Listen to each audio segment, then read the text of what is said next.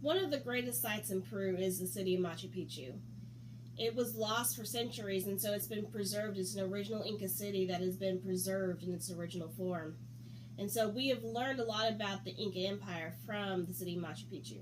So much like the Aztecs, the Incas had a great empire, and much like the Aztecs, we're able to compare a lot of aspects of the Inca Empire to our period 2 empires, especially Rome. Both are going to have great road systems. Let's go ahead and get started talking about the Incas. The Inca Empire was in modern-day Peru, and much like the Aztecs, they came to power by conquest, so they're going to conquer other tribes. And they're going to have something known as the Mita system.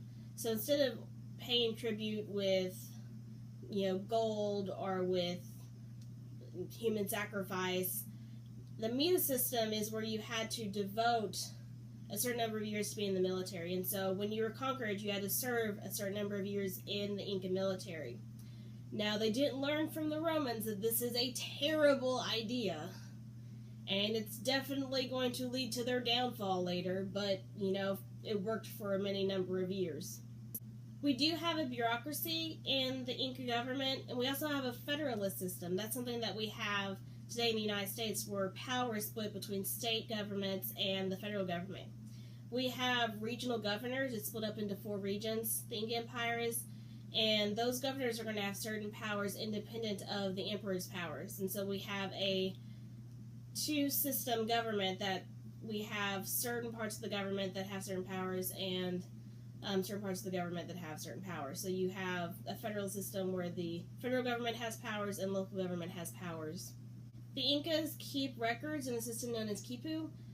This was a set of string where they would tie knots on, depending on how close the knots were together, how many knots were on the string, how big the knot was, depended on what it was for, what it represented. So they're able to use this system to keep track of the census, how many people are in the empire, food output, etc.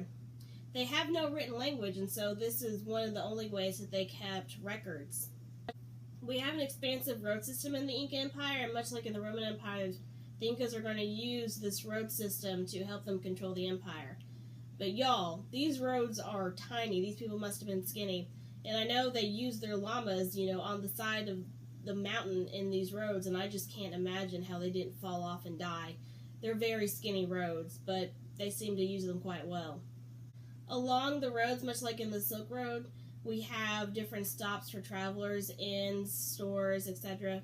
We do have a class system where we have emperors at the top, followed by nobles and then commoners. And we have an emphasis on the military. The military is going to be very important in the Inca Empire. One aspect of the religion in Inca Empire is the cult of ancestors, and this is very similar to the veneration of ancestors we see in China. The ancestors are going to be go-betweens between the living and the gods or the heavens, and they mummify the bodies to preserve them, and they believe that preserving them and preserving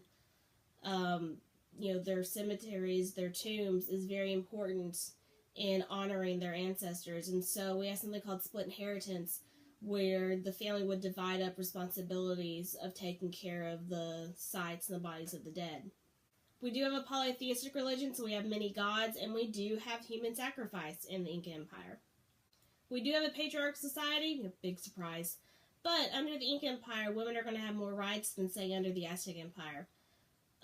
Jobs, occupations were not gender specific in the Inca Empire, and women could own property, and they could pass that property down to their daughters. So women could inherit property from their fathers, but if they had property independent of their husband, they could pass it down to their daughters. One interesting fact before I let you go is that the Inca enjoyed eating nachos. That's all I have for you on the Inca Empire. There's a great documentary I think National Geographic did about Machu Picchu that I'm pretty sure you can find on YouTube if you're interested in learning more about the Incas. Next time I'm going to talk to you about the Mongols. I'll see you then.